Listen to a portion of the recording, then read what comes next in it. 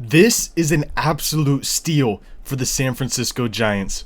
In an offseason where Buster Posey looks to form a playoff-bound roster, one National League opponent makes 3 of their core players available. 2 of them happen to be perfect fits for the San Francisco Giants. We're going to break it down here on SF Giants Digest, so make sure to go down below and hit subscribe if you haven't yet. We will have all of the offseason news, rumors, speculation. We will have it all here on the channel. So make sure to subscribe to not miss a thing. Now, getting right into this report, just a few days ago from Ken Rosenthal, we got report that the St. Louis Cardinals are going to be listening on a few of their core players. This tweet comes from Just Baseball. It says, the Cardinals will field calls on the majority of their roster this offseason, including the following players: Brendan Donovan, Lars Nootbar, Sonny Gray, and Nolan Gorman. Now, 3 of them seem like absolute fits for the Giants right off the bat. Obviously, Sonny Gray is the first one, as the Giants have been extremely outspoken about the fact that they need starting pitching. At the end of last year, their starting pitching was dreadful, to be honest. Logan Webb was still good, but Robbie Ray regressed in September. Justin Verlander had a good second half, but the back end was absolutely awful. Kaiwei Tang, Carson Seymour, Tristan Beck, Carson Wisenhunt, those are the guys that were making big starts for the Giants down the line in a playoff push, and that's just not what you like. Obviously, you still have hope that, Carson Wisenhunt, Hayden Birdsong, some of these guys can become big league starters. But if you're trying to compete with the Dodgers, the Padres, the Phillies, the Cubs, the Braves, these really, really good National League teams, you need to shore up that rotation quickly. Sonny Gray seems like a consistent, reliable way to do that, and the Giants will absolutely be in the hunt for him.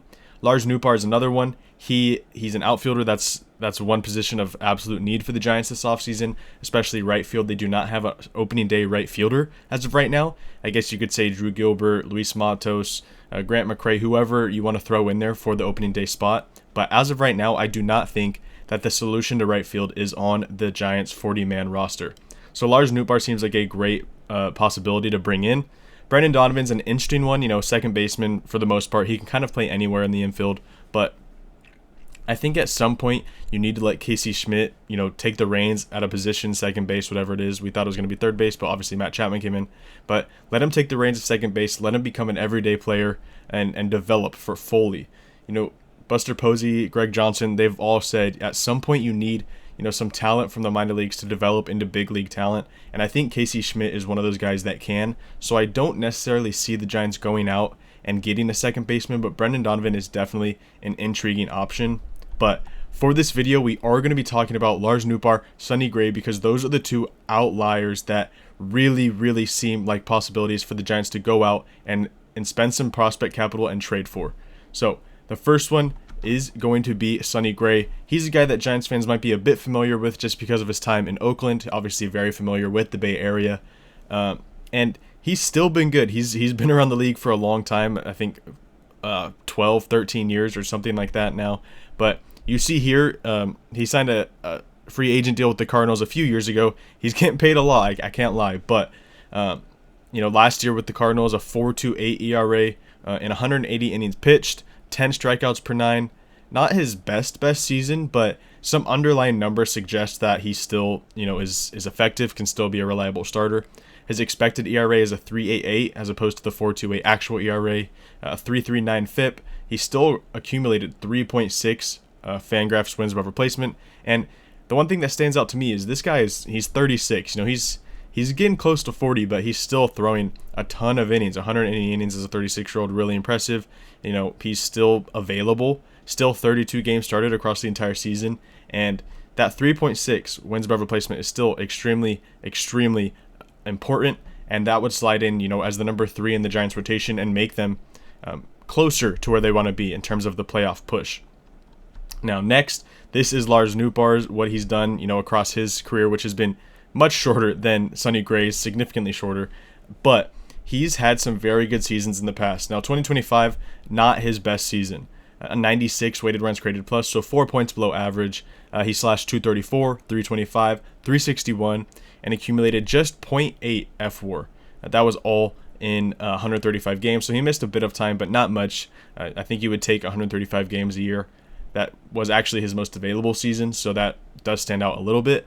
But you look at his past 3 seasons leading up to 2025, 123 WRC plus, 118, 114, and he's been a mid-teens home run output for the most part, which I think you would add to this Giants lineup in right field. You have Devers, you have Adames, you have Chapman, you have even Bryce Eldridge. You hope gets into the 20s, the 30s, but you have these guys that can hit a ton of home runs. So when you look at right field, you want a guy who can get on base a little bit more consistently, can hit for a bit more average, which might not be Lars Nootbar's cup of tea for the most part, but he is still a reliable outfielder who has been an above average bat for the majority of his major league career. So I do think that this is a fit, and his defense has been good for the most part. His first 3 seasons in Major League Baseball, he was a positive defender. The last 2, a bit of regression, but I think that you hope if you bring him in, he refocuses on defense and can take a step forward with the new coach staff in San Francisco, hopefully teaching some things, and that defense can return to what it was in the first 3 seasons of his major league career. Now, when discussing trades, a big thing is always the contract that you are taking on. Now, this is Sonny Gray's, and I mentioned it earlier, but he is getting paid a lot of money. He was one of the bigger free agent starting pitchers back in 2024, and he signed a big deal with the Cardinals. Now, he is heading into the 3rd year of the deal, which he is going to be paid $35 million, which sounds like a lot, but at the rate starting pitchers are going at now, it's not that crazy, especially when you consider he threw 180 innings, he can get close to 200, accumulated close to 4 wins above replacement last season. He's a very solid starting pitcher and one that shores up your rotation immediately when you consider what the Giants' back end of the rotation looks like. Now, there is a club option after this season, which is a bit of security because say you trade for him and it goes awful this year and you do not want to pay him $30 million in 27, boom, decline the club option and you are absolutely fine. But the only downside would be that you gave up, probably what's going to be significant trade capital to go and get this guy, and it ended up only being 1 season and it did not work out great. However, if he's great, if he's, at 180 innings again at a mid-3s ERA or something around there, maybe even better, you are absolutely picking up that club option and paying him $30 million the next season, which is actually cheaper than what he's going to be paid this upcoming year. So there's a bit of flexibility there with that club option, but then he becomes a free agent, unrestricted, in 2028. Now with Lars Nootbar, his is a bit different. He is estimated to make just $5.2 million this year, which is a bit of a bargain, really. I mean, if you consider what he's done the 3 years up to 2025, a 118, 119, 122, that range of a WRC plus, that is a 20 point above average big league hitter. So if you're only paying around $5 million for that type of production, you would absolutely take that and slide that right into the bottom half of your lineup. So I think that Lars Nootbar is an intriguing option, and he's just entering arbitration, a good young outfielder that you could slide into this, I don't want to say old Giants core, but definitely mature, definitely full of veterans, so a younger face to slide into the everyday lineup, which would be extremely intriguing for the San Francisco Giants. Now, the one thing is when you're trying to go out and get 2 solid players, 2 above average players in Major League Baseball, you're going to have to give up pretty significant trade capital. Now, I think that the Giants could get it done because they're not top of the line guys at their positions, but they're still very solid. Also, Sonny Gray's getting paid a lot, and that is something that the Cardinals, I'm sure, recognize, and the Giants might say, hey, we're going to be paying Sonny Gray over $30 million, so you need to lessen the asking price for this guy. But I do think the Giants could get it done. Maybe they want an outfielder returning, so a Luis Matos, give him a full run. A Carson Wisenhunt, I think, is available. Some middle infield younger position players could be available. Maybe a Johnny Level throws in there. Rainer Arias would probably be available. So I do think the Giants have the flexibility to make a trade with their farm system all of a sudden. I know last offseason they definitely did not, but now being in the top 20, which is such an improvement, unfortunately, being in the bottom third of the league in terms of farm systems last year, now they're in the top 20, top 15, you could argue. So they do have the flexibility to put together a package that could absolutely bring in Lars Nootbar, Sonny Gray. And then I didn't necessarily talk about Brendan Donovan here just because what I said earlier, I think Casey Schmidt is the guy heading into 2026. I think the Giants like Casey Schmidt, and I've been saying this for a while, but when Casey Schmidt is performing, he's playing good, he's on a roll, he's playing up to his standard, that's a top 5 second baseman in the National League, and I don't think that's crazy to say.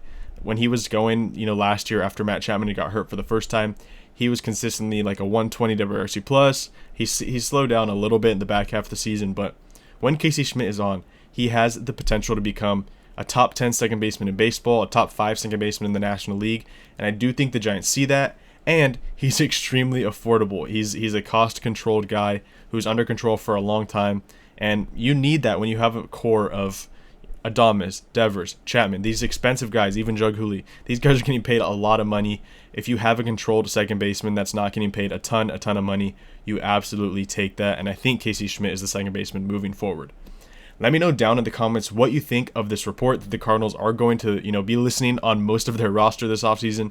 Do you think the Giants should go out and get Lars Nootbar, Sonny Gray, both, Brandon Donovan even? What combination of guys do you think the Giants should try and go out and get from the St. Louis Cardinals?